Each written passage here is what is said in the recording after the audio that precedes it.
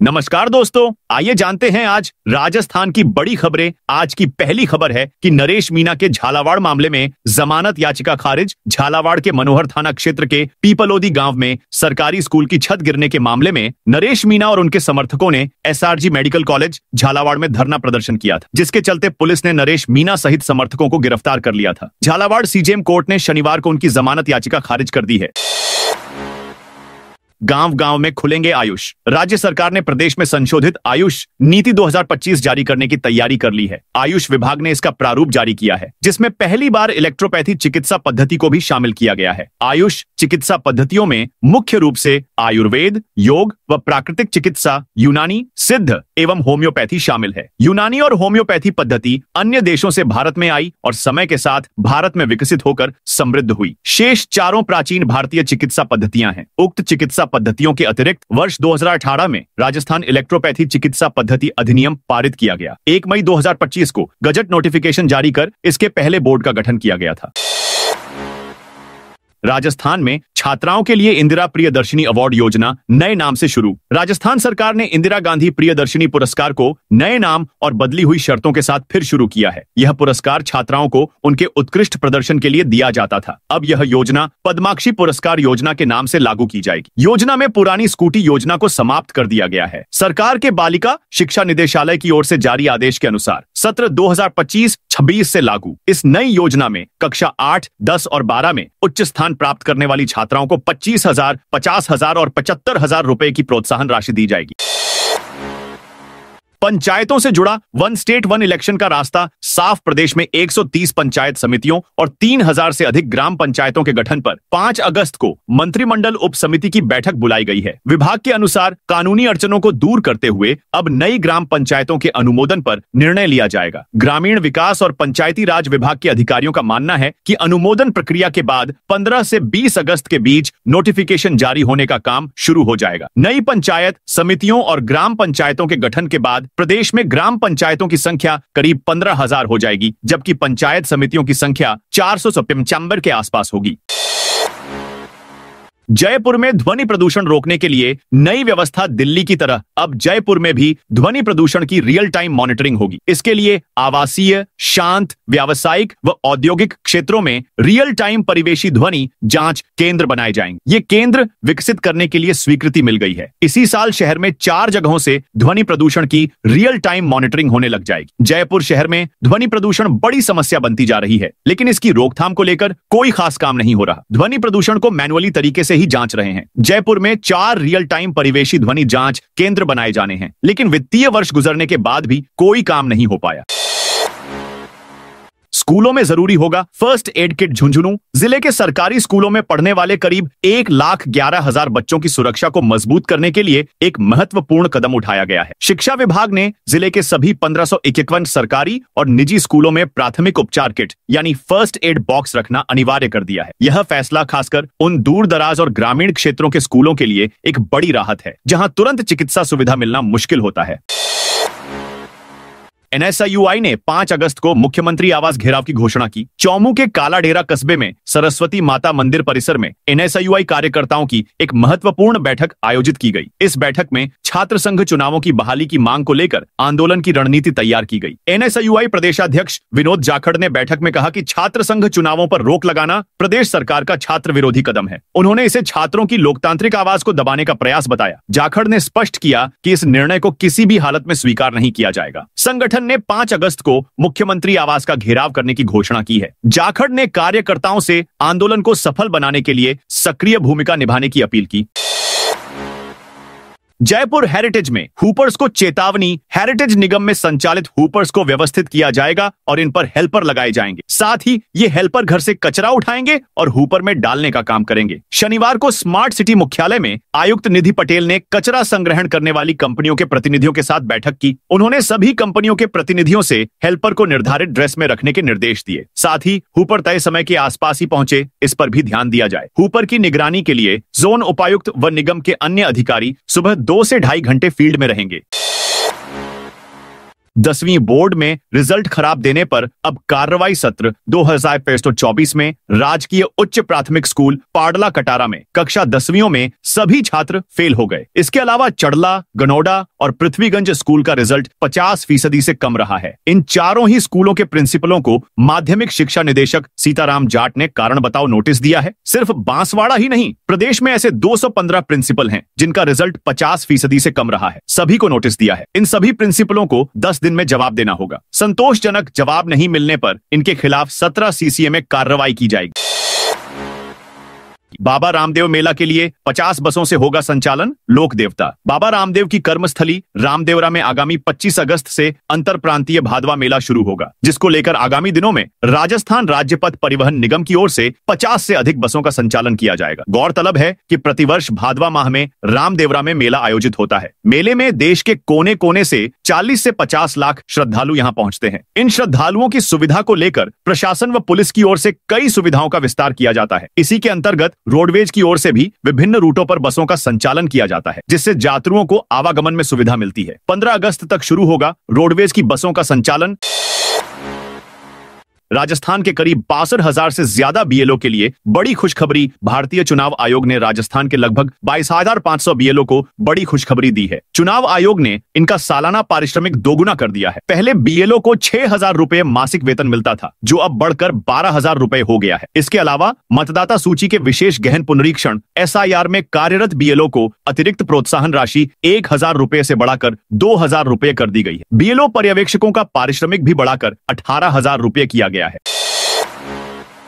राजस्थान के इन 14 जिलों में लगेंगे वाटर एटीएम। पेयजल संकट से जूझ रही शहरों की बस्तियों में वाटर एटीएम लगाने की तैयारी की जा रही है। शुरुआत में 14 जिलों की 85 छोटी बस्तियों को इसके लिए चिन्हित किया गया है। ये बस्तियां जयपुर, अजमेर, चूरू, खैरथल तिजारा, कोटपूतली, सीकर, जालोर, सिरोही, बूंदी, कोटा, चित्तौड़गढ़, राजसमंद, उदयपुर, प्रतापगढ़ में है। सबसे ज्यादा 29 बस्तियां कोटा में है। भाजपा के चुनाव संकल्प पत्र में 2000 वाटर एटीएम लगाने की घोषणा की गई थी। आगामी चरणों में अन्य नगर निकायों की बस्तियों को शामिल किया जाएगा।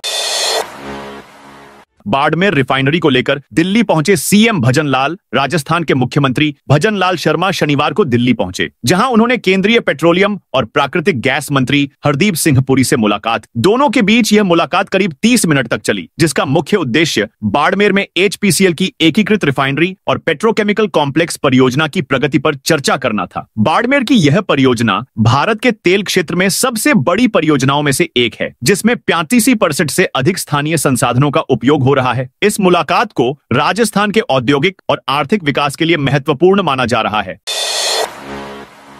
पीएम किसान सम्मान निधि योजना की 20वीं किस्त जारी। प्रधानमंत्री नरेंद्र मोदी ने शनिवार को वाराणसी के बनोली सेवापुरी में आयोजित पीएम किसान उत्सव दिवस पर किसान सम्मान निधि योजना की 20वीं किस्त जारी की। इस अवसर पर डीबीटी के माध्यम से देश भर के 9.7 करोड़ किसानों के खातों में 20,500 करोड़ रुपए हस्तांतरित किए गए। प्रदेश के इस चर्चित सांसद को कोर्ट से मिली राहत। कुल 20 आरोपी बरी। राजस्थान के सीकर में 2019 में हुए एक चर्चित धरना प्रदर्शन मामले में एडीजे कोर्ट नंबर 1 ने बड़ा फैसला सुनाया है। कोर्ट ने सड़क जाम करने के आरोप में मौजूदा सांसद अमराराम, पूर्व विधायक बलवान पूनिया समेत 20 लोगों को बरी कर दिया है। यह मामला 28 अगस्त 2019 को छात्र संघ चुनाव के दौरान student federation of India SFI की छात्राओं पर हुए कथित लाठीचार्ज और कलेक्ट्रेट के सामने सड़क जाम करने से जुड़ा था। अमित शाह से मिले सीएम भजन लाल। राजस्थान के मुख्यमंत्री भजन लाल शर्मा शनिवार को एक बार फिर दिल्ली पहुंचे। सीएम ने शनिवार रात केंद्रीय गृह मंत्री अमित शाह से मुलाकात की। अमित शाह के अलावा वे केंद्रीय मंत्री हरदीप पुरी से भी मिले। सीएम भजन लाल शर्मा की शाह से मुलाकात के सियासी मायने निकाले जा रहे हैं। भाजपा के पूर्व प्रदेश अध्यक्ष अरुण चतुर्वेदी को वित्त आयोग का अध्यक्ष बनाए जाने के बाद यह माना जा रहा है कि प्रदेश में आने वाले दिनों में कुछ और राजनीतिक नियुक्तियां होंगी। 10 से 15 बोर्ड आयोगों में नियुक्ति की चर्चा चल रही है। वरिष्ठ नेता जिन्हें टिकट नहीं मिला या हार गए, लेकिन सत्ता में उनका रहना जरूरी है, ऐसे नेताओं को एडजस्ट करने को लेकर काफी दिनों से मंथन चल रहा है। आज इन जिलों में बारिश की चेतावनी मौसम केंद्र जयपुर ने आज प्रदेश के 9 जिलों में बारिश का येलो अलर्ट जारी किया है। मौसम विभाग की माने तो आज अलवर, भरतपुर, दौसा, धौलपुर में भारी बारिश की संभावना है। वहीं जयपुर, झुंझुनू, करौली, सवाई माधोपुर और सीकर में मेघ गर्जन और वज्रपात के साथ बारिश की संभावना है। 5 अगस्त को अलवर, भरतपुर में भारी बारिश और दौसा, धौलपुर, जयपुर, झुंझुनू, करौली, सीकर में मेघ गर्जन और वज्रपात के साथ बारिश की संभावना है। अलवर में सफाई व्यवस्था के लिए 50 नए ऑटो टिपर का लोकार्पण अलवर शहरवासियों के लिए अच्छी खबर है। 3 माह बाद आखिरकार नगर निगम ने 2 अगस्त से 50 नए ऑटो टिपर आपके घरों का कचरा उठाने के लिए भेजने का निर्णय कर लिया है। टॉपर लड़कियों को अब नहीं मिलेगी स्कूटी। प्रदेश के सरकारी और प्राइवेट स्कूलों में 8वीं, 10वीं और 12वीं में जिला स्तर पर टॉप करने वाली लड़कियों के पुरस्कार की योजना को घटा दिया है। लड़कियों को अब पुरस्कार में 15 से 25 हजार रुपए कम मिलेंगे। इतना ही नहीं, सरकार ने इंदिरा गांधी प्रियदर्शनी पुरस्कार का नाम दोबारा पद्माक्षी कर दिया है। इस योजना के तहत मिलने वाली स्कूटी भी नहीं मिलेगी। शनिवार को माध्यमिक एवं प्रारंभिक शिक्षा विभाग की ओर से आदेश जारी किए गए हैं।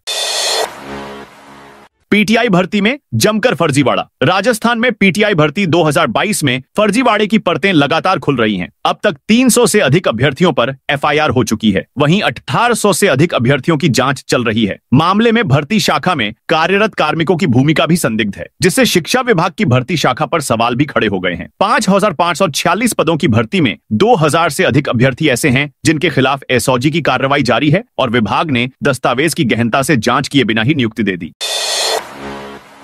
सीएम भजनलाल ने कांग्रेस बीएपी पर साधा निशाना बांसवाड़ा में। मुख्यमंत्री भजनलाल शर्मा ने शनिवार को भारत आदिवासी पार्टी ऑफ कांग्रेस पर नाम लिए बिना निशाना साधा और कहा कि कुछ पार्टियों के लोग आप में फूट डालते हैं, वोट लेकर जीत जाते हैं और फिर बाहर जाकर क्या करते हैं, यह आप सबको पता ही है। मैं उनको छोड़ने वाला नहीं हूं।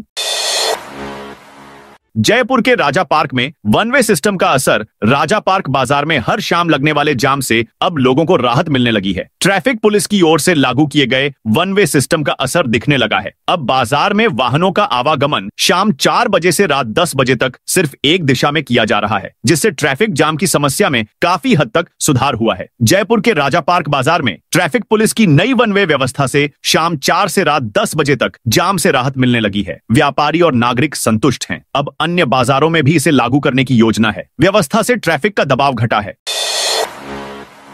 56,000 बुजुर्गों को निशुल्क यात्रा के लिए इस बार 55 ट्रेनें चलेंगी। राजस्थान सरकार की वरिष्ठ नागरिक निशुल्क तीर्थाटन योजना 2025 के लिए ऑनलाइन आवेदन की प्रक्रिया शुरू हो गई है। यात्रा के लिए इस बार कुल 15 तीर्थ निर्धारित किए गए। आवेदन 10 अगस्त तक जमा होंगे। इस साल चित्तौड़गढ़ जिले से 525 सहित प्रदेश भर से 56,000 बुजुर्गों को निशुल्क तीर्थ यात्रा का मौका मिलेगा। देवस्थान विभाग की इस योजना में 60 साल से अधिक उम्र के नागरिक पात्र हैं। शर्त है कि आवेदक आयकरदाता नहीं होना चाहिए।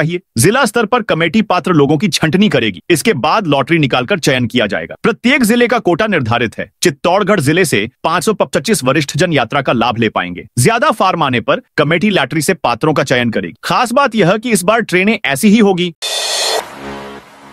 राजस्थान के लिए अच्छी खबर, गांवों में खुलेंगे सरस मिनी मार्ट। नामी कंपनियों की तरह अब सरस मिनी मार्ट भी दिखाई देंगे। इन मार्ट में डेयरी उत्पाद से लेकर दैनिक उपयोग में आने वाले सभी तरह का सामान जैसे food product, grocery, gift item, फल सब्जियों से लेकर कृषि उत्पाद आदि मिलेंगे। Rajasthan cooperative dairy federation (RCDF) ने अंतरराष्ट्रीय सहकारिता वर्ष 2025 के नवाचारों के तहत गांवों में सरस मिनी मार्ट खोलने की कार्य योजना को अंतिम रूप दिया है। पायलट प्रोजेक्ट के तहत जयपुर ग्रामीण क्षेत्र में 50 मार्ट के लक्ष्य के तहत 43 सरस मिनी मार्ट शुरू करने की तैयारी पूरी हो गई है। योजना के तहत गांवों में संचालित प्राथमिक दुग्ध उत्पादक सहकारी समितियों (DCS) को बहुउद्देशीय बनाने की दिशा में मार्केटिंग राइट्स देते हुए सरस मार्ट शुरू करवाए जा रहे हैं। जयपुर के बाद राज्य के अन्य जिलों में भी सरस मिनी मार्ट खोले जाएंगे।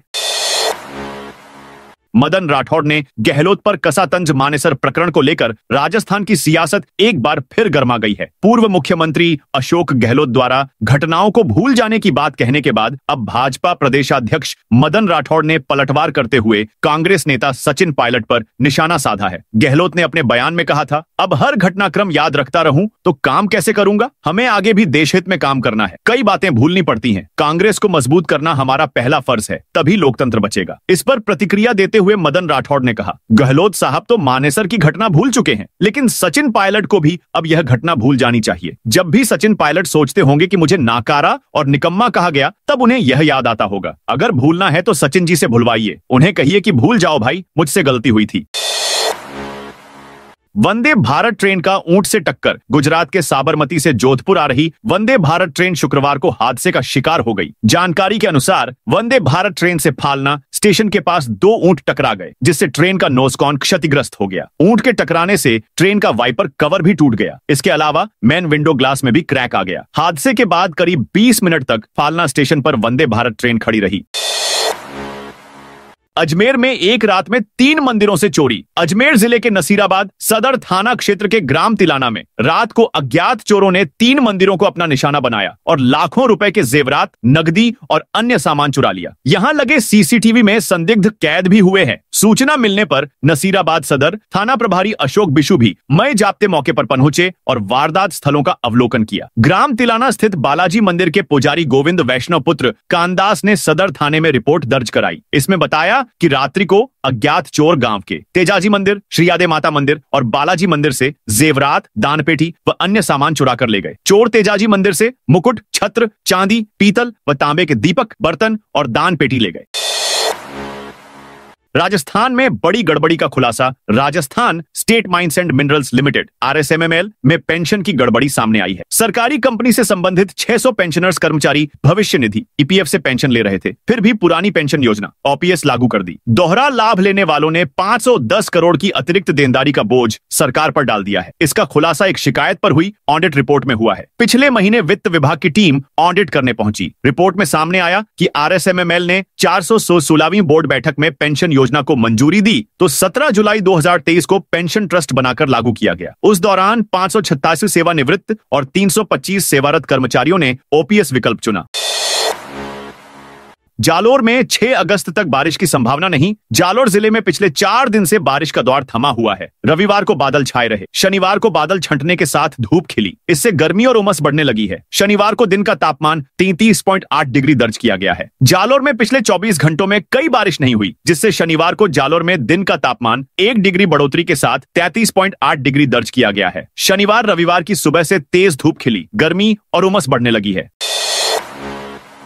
अजमेर के जंगल में पकड़ी गई अवैध शराब फैक्ट्री। आबकारी विभाग ने नसीराबाद के निकट श्रीनगर थाना क्षेत्र के मोड़ी गांव के घने जंगलों में चल रही अवैध अंग्रेजी शराब की फैक्ट्री पकड़ी। मकान में बनाई गई फैक्ट्री में विभिन्न ब्रांड की नकली शराब तैयार की जा रही थी। दबिश के दौरान फैक्ट्री संचालक और अवैध कारोबार का मास्टरमाइंड गुजराती लाल पुत्र रामलाल जाट मौके से फरार हो गया, लेकिन यहां से भारी मात्रा में अवैध सामग्री व बोलेरो बरामद की गई। आबकारी विभाग ने मामला दर्ज कर फरार आरोपी की तलाश शुरू कर दी है।